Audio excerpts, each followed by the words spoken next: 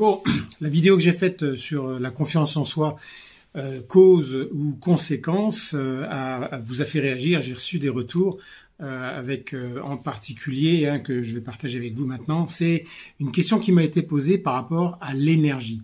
Un rapide rappel sur la cause ou la conséquence de la confiance en soi.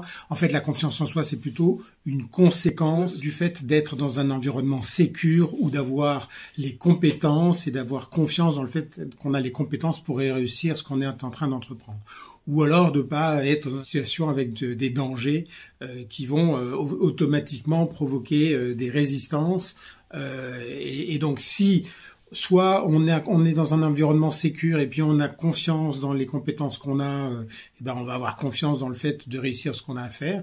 Et puis si c'est pas totalement sécure, je soulignais que pour pouvoir dépasser les résistances, il fallait du courage. Il fallait pouvoir avancer malgré les peurs qui étaient ressenties dans la situation. Ça a résonné pour beaucoup d'entre vous, et en particulier une personne qui m'a demandé ouais, super, le courage, oui, c'est vrai, je vois bien, moi, dans des situations, j'ai besoin de courage, mais je vois que c'est aussi lié à l'énergie dont je dispose.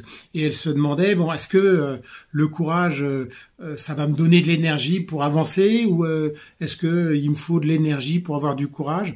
Alors en fait, les deux sont liés, mais à la base, s'il n'y a pas d'énergie, on peut pas se mettre en mouvement. La première chose qu'il faut avoir, c'est de l'énergie. Le courage, qu'est-ce que ça va faire en fait? Ça va canaliser l'énergie qu'on a, et puis plutôt que de la mettre dans à être utilisée pour s'éloigner d'eux, donc pour résister ou pour fuir le danger, le courage, ça va nous permettre de canaliser cette énergie pour aller vers, et donc aller vers ce que l'on veut accomplir, et puis traverser la peur, se mettre en mouvement. Mais s'il n'y a pas d'énergie, on fait rien, on bouge pas. Alors, et des fois, bien sûr, on a l'impression que quand on a le courage, ça nous donne l'énergie pour avancer, mais surtout, quand on a le courage, ça nous donne l'énergie pour avancer dans une direction vers l'endroit où on désire aller. Et puis, quand on a peur, justement, cette énergie, elle n'est pas disponible pour aller vers ce à quoi on aspire. Elle est plutôt consommée par les résistances qui vont nous faire automatiquement nous mettre en posture de protection par rapport à quelque chose qu'on va percevoir comme un danger. Donc, la confiance en soi, les enjeux, ce sont des enjeux sécuritaires. J'ai confiance dans les compétences que j'ai pour pouvoir accomplir ce que j'ai à accomplir, et je suis dans un environnement sécure.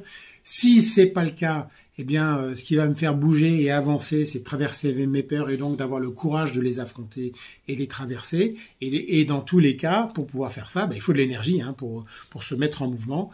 Et la subtilité, c'est que le courage, ça va canaliser l'énergie qu'on a pour aller vers ce vers quoi on aspire. A contrario, elle va être consacrée aux résistances par rapport à ce qu'on perçoit comme dangereux. Et puis, s'il n'y a pas d'énergie, de toute façon, on n'arrive à rien. Donc, première chose, si on est fatigué, si on n'a pas d'énergie, il faut se ressourcer, se reposer.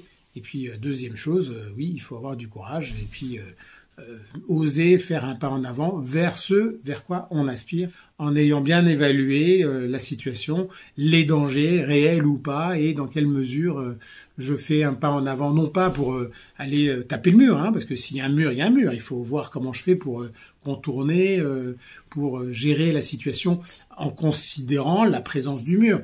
Mais souvent, c'est pas une question qu'il y a un mur. S'il y a un inconnu, puis il y a peut-être un mur, et donc là, il faut évaluer la situation un peu plus finement, et puis envisager un mouvement compte tenu du degré d'incertitude et du risque qu'on va prendre.